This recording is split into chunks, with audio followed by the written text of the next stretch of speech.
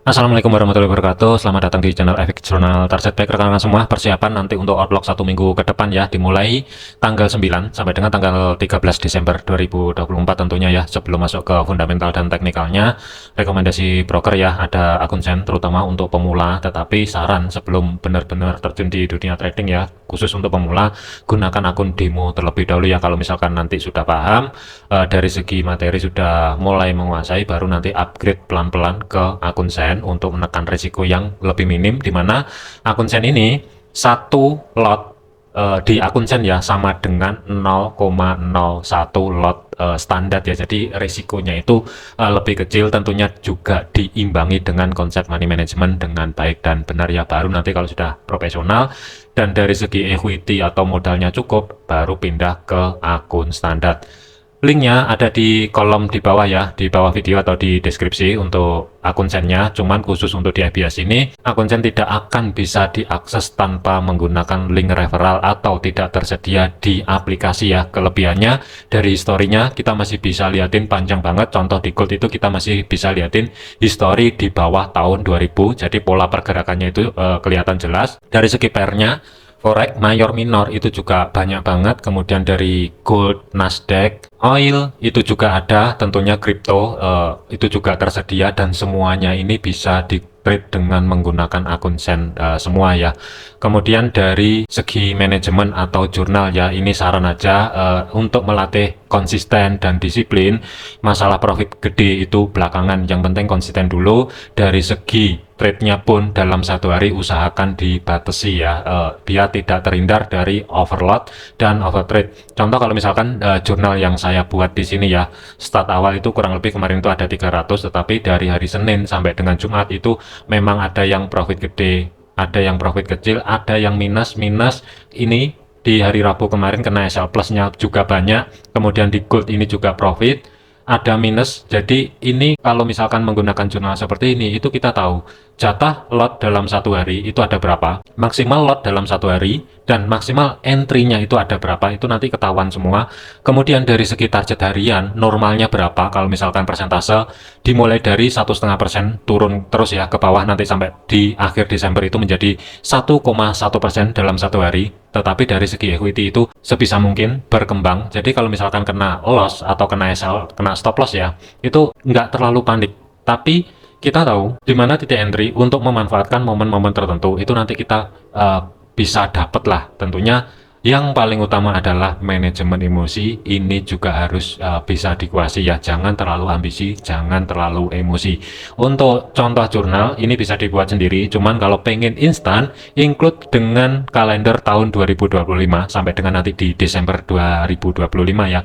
Itu linknya ada di deskripsi. Kemudian masuk ke fundamentalnya. Cuman dari perkiraan ini masih belum diupdate ya. Untuk hari Senin itu ada produk domestik bruto dari Jepang diperkirakan tetap. Kemudian hari Selasanya itu ada suku bunga Australia yang akan dirilis. Suku bunga yang sebelumnya itu ada 4,35%, akankah tetap atau ada penurunan, kemungkinan ya. Ini update-nya kemungkinan besok malam, ini perkiraannya sudah keluar ya. Nanti tinggal update aja.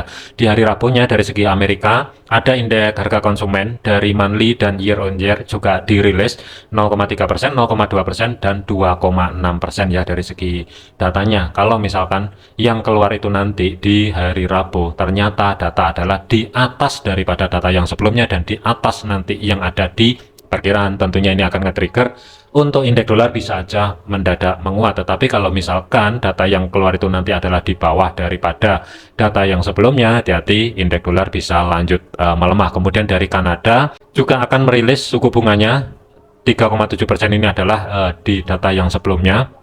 Kemudian di hari Kamisnya itu suku bunga dari Swiss juga akan dirilis 1%, aktualnya berapa nanti kita akan lihatin. Cuman gambaran saya kemungkinan ya, tetap kemungkinan, cuman nanti kita lihatin aja progresnya. Dan yang di hari Kamis jam 20.15 malam itu ada suku bunga dari zona euro ya, perkiraan sih ada pemangkasan, cuman nanti kita lihatin aja dari aktual yang akan diupdate besok ini, dia tetap atau ada penurunan. Cuman kalau misalkan nanti suku bunga dari zona euro itu dipangkas, ada potensi mungkin euro akan melemah dari segi jangka pendeknya. Kemudian klaim pengangguran awal, data di minggu ini ya, kan rilisnya 224, ini diperuntukkan untuk data minggu depan, hati-hati. Ini rawan direvisi karena Amerika akhir-akhir ini ya itu tukang revisi, jadi hati-hati kalau misalkan direvisi dan data yang keluar itu jauh di bawah data yang sebelumnya, ini akan nge-trigger pergerakan untuk indeks dolar itu bisa menguat, bisa aja gold sedikit ke dorong ke bawah. Kemudian yang terakhir adalah hari Jumat, produk domestik bruto dari Inggris diperkirakan minus, cuman gambaran saya kemungkinan akan ada sedikit peningkatan. Kesimpulannya dari fundamental ya padat banget untuk minggu depan ini, jadi ada potensi kemungkinan market ini baik dari forex-nya sendiri atau komoditi gold kemungkinan akan ada volatile ya. Dari segi teknikalnya untuk gold ya, di video kali ini saya sendirikan, jadi untuk video khusus kali ini itu bahasin masalah fundamental dan untuk gold aja. Dari segi indeks dolar nanti video setelah gold yang saya upload di sini ya. Kita flashback sedikit untuk gold, dimulai dari tanggal 2 Desember open market kemarin itu kan berada di bawahnya pivot, kemudian penurunannya itu kan kurang lebihnya pas di support pertama weekly sampai dengan konfirmasinya bawah pivot monthly 2621, kurang lebih di sini kan harga ini pas di level area tersebut dan kenaikannya ketahan di batas bawah konfirmasi pivotnya yang berada di antara 2650-an ya, atau zona yang saya blok biru di sini. Kemudian kan ini sideways berlanjut. Awal dari sideways-nya itu kan dimulai kurang lebihnya tanggal 27 November ya, sampai dengan sekarang ini masih belum break. Meskipun ada potensi break, tapi kenyataannya masuk kembali ke zona sideways-nya. Kemudian di video yang sebelumnya ini kan saya tetap ya mempertahankan ancang-ancang cari setup sell. Alasannya kenapa itu sudah saya posting juga di video yang kemarin ya. Ini saya flashback sedikit aja, dikarenakan breaknya dari zona yang saya blok biru di sini itu harga tidak mau cepat langsung bergerak ke zona tengah atau sebagai pivot weekly. Itu yang pertama alasan saya tetap mempertahankan cari ancang-ancang setup sell.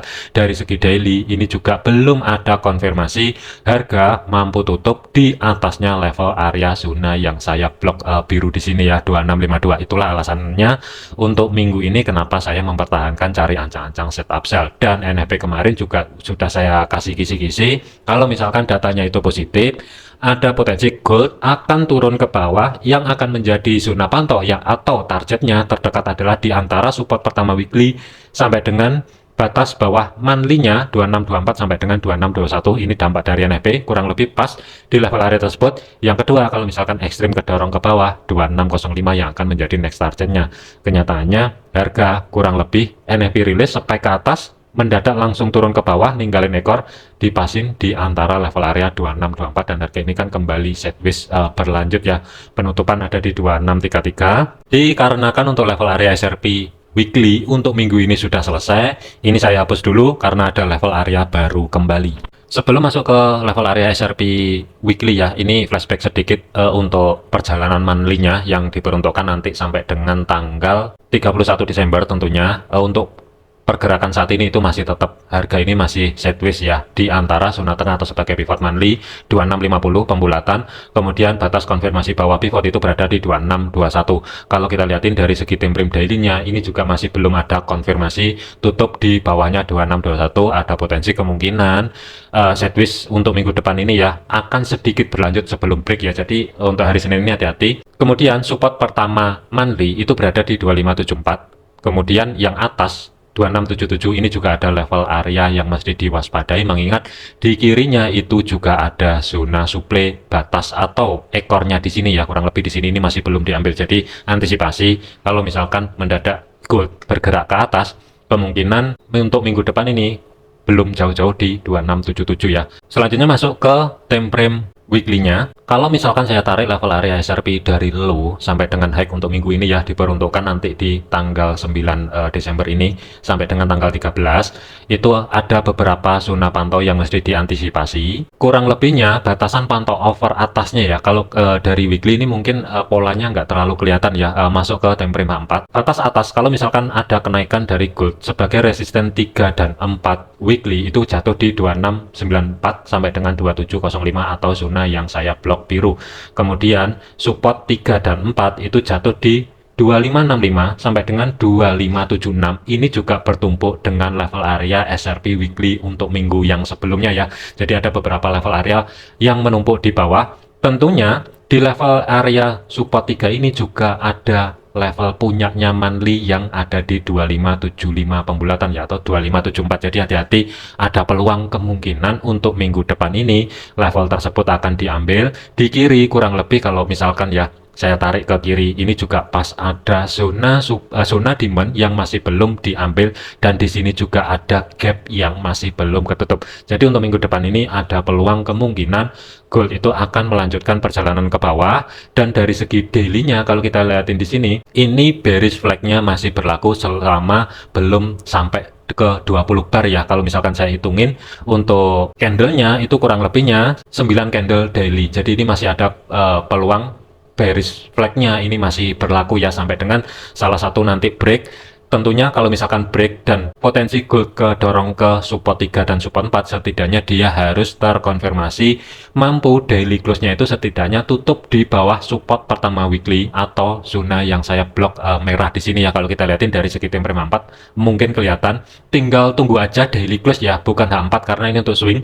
Kalau H4 sudah terjadi konfirmasinya mampu tutup di bawah level area tersebut, tetapi ini tidak berlaku karena ini konfirmasinya ini sudah expired. Konfirmasi ini terjadi di minggu ini ya, tetapi untuk minggu depan ini masih belum. Jadi gambaran saya setidaknya kalau dia mau mengerjakan level area support 2 ke bawah itu daily close-nya minimal harus mampu tutup terlebih dahulu di bawahnya 2620. Kemudian sebagai zona pantau yang kedua adalah resisten kedua weekly 2671. Resisten pertama itu kembali lagi ada zona menumpuk 2650. Ini bertepatan dengan zona tengah atau sebagai pivot weekly. Jadi di atas di sini itu ada beberapa level area yang menumpuk dari minggu ini sampai dengan diperuntukkan untuk minggu depan pun ini juga masih berlaku. Zona yang saya blok hijau tetap diwaspadai atau tetap diantisipasi.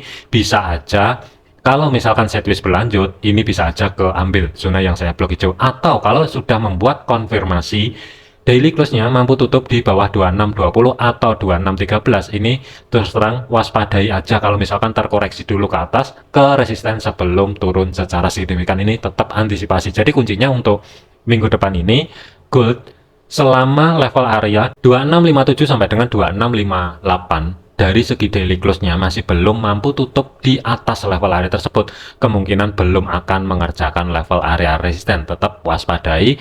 Kalau misalkan break, ada level yang mesti diantisipasi 2671 sampai dengan 2677. Dua level area menumpuk juga ada di level tersebut. Di kiri juga ada zona supply ya. Antisipasinya kalau misalkan ada kenaikan setelah break di area zona blok hijau ya, tetapi saya lebih kecenderungan kemungkinan 60% kedorong ke bawah. Support kedua weekly itu berada di 2598. Di kirinya kurang lebih juga ada bekas-bekas histori ya. Kalau misalkan di zoom di time frame kecil ini mungkin kelihatan, tetapi mempersingkat waktu aja, ada potensi kemungkinan akan kedorong ke bawah, tetapi open market di hari Senin tetap waspadai.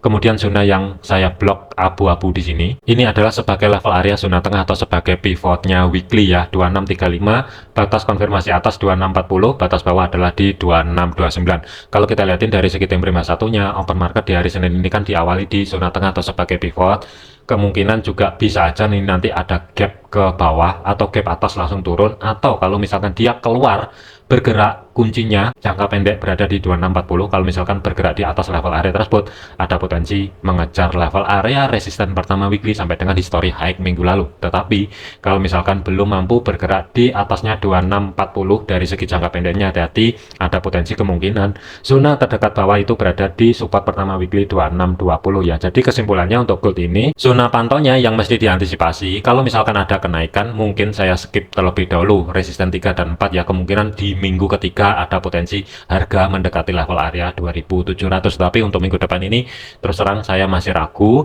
peluangnya kemungkinan masih di bawah 40%. Kemudian kalau misalkan harga break di zona yang saya blok hijau di sini, ringnya pun juga terbatas, antisipasinya sebenarnya ada dua level area. Untuk swingnya, sell-nya itu khusus untuk swing ya, bisa aja nanti terjadi di sini kurang lebih 2671 sampai dengan 2677 itu planning yang pertama.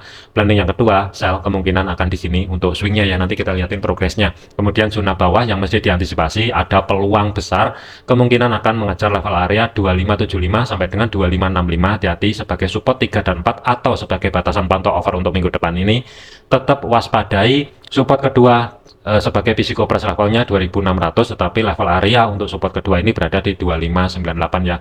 Kemungkinan kalau misalkan harga mau kedorong ke bawah akan ada pentalan atau reaksi. Jadi kalau misalkan reaksi, bisa aja ini nanti drop bis drop, atau dia reaksi dulu setelah break ke bawah ya, 2598 di break, dia koreksi dulu ke atas, history low sampai dengan support pertama weekly, kurang lebih di sini baru dia melanjutkan perjalanan ke bawah menuju batasan pantau over yang berada di support 3 dan 4 itu juga bisa terjadi. Kemudian untuk planningnya, untuk saya pribadi tetap mempertahankan cari ancang-ancang setup sell terlebih dahulu seperti di minggu ini ya, atau minggu sebelumnya. Planningnya masih tetap mempertahankan cari ancang-ancang setup sell selama harga ini masih belum mendekati history low daily di bulan November kemarin itu di antara 2565 sampai dengan 2537 ya. Ini history low-nya tanggal kurang lebihnya 14 November kemarin ya. Selama untuk gold ini masih belum sedekat mungkin harga di area di antara 2565 sampai dengan 2537, kemungkinan untuk swingnya saya masih belum cari ancang-ancang setup buy ya, tetap mempertahankan cari ancang-ancang setup sell-nya. Kembali lagi ke time frame 1, kalau misalkan saya gambar untuk planning sell minggu depan ini ya, ini masih off dulu sambil menunggu pembentukan pola lebih lanjut ya. Area pantau yang pertama, mengingat open market di zona tengah atau sebagai pivot, hati-hati di level area resisten 2650 pembulatan sampai dengan 2657. Hati-hati di level zona yang saya blok hijau. Bisa aja ini nanti ada dua skenario, kalau misalkan dia hari Senin langsung mendadak drop ke bawah, potensi pullback ke resisten itu juga bisa terjadi. Tetapi kalau misalkan dia ketarik ke atas dulu, hati-hati selama belum ada konfirmasi pembalikan arah di sini. Ini jangan buru-buru masuk sell terlebih dahulu. Yang saya khawatirkan ini nanti langsung lanjut ke resisten kedua weekly 2671 sampai dengan 2677 baru drop secara signifikan, itu bisa aja terjadi.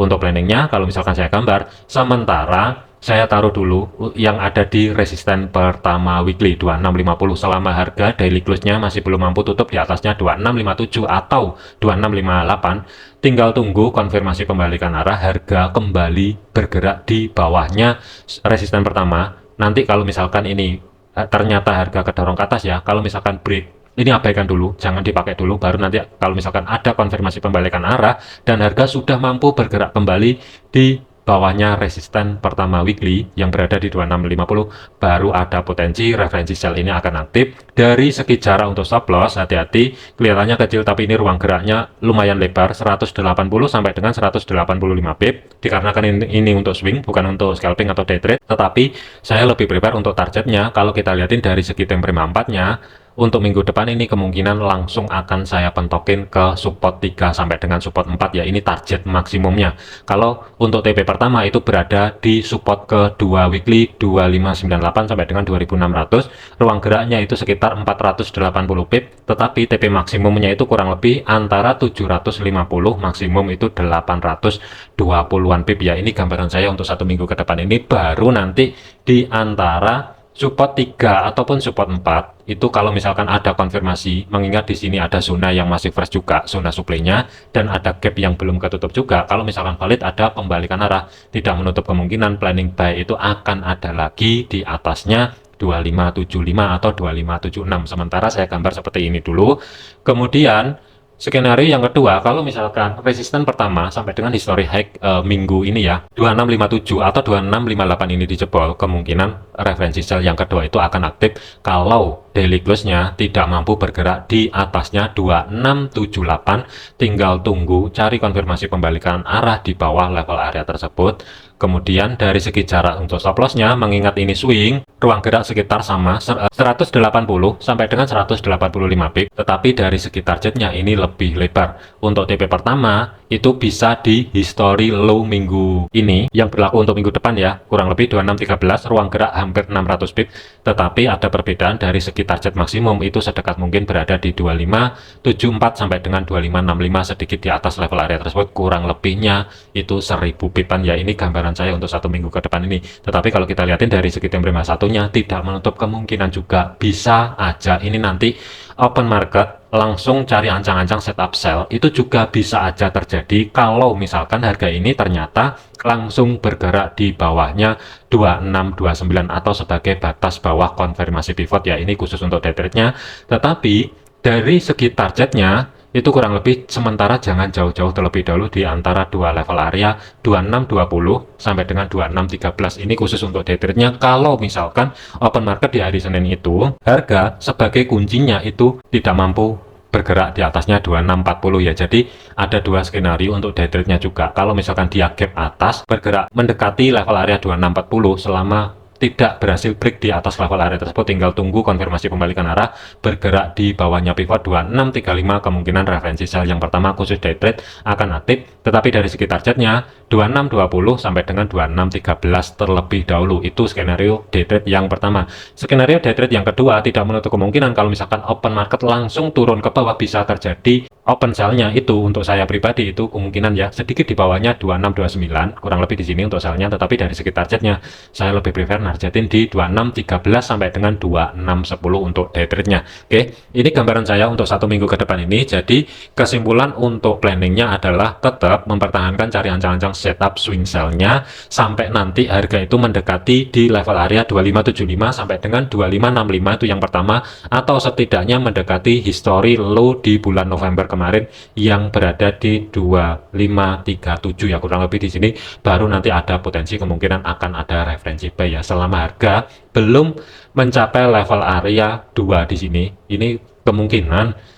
Sementara untuk planningnya tetap mempertahankan cari ancang-ancang setup sell terlebih dahulu sambil menunggu pembentukan pola lebih lanjut ya. Oke, jadikan video ini sebagai referensi, jangan dijadikan sebagai patokan. Segala keputusan risiko menjadi tanggung jawab masing-masing. Tetap disiplin, jangan overload. Kalau tidak sesuai dengan planning, jangan paksa masuk ke market. Terima kasih, sampai jumpa di video yang selanjutnya.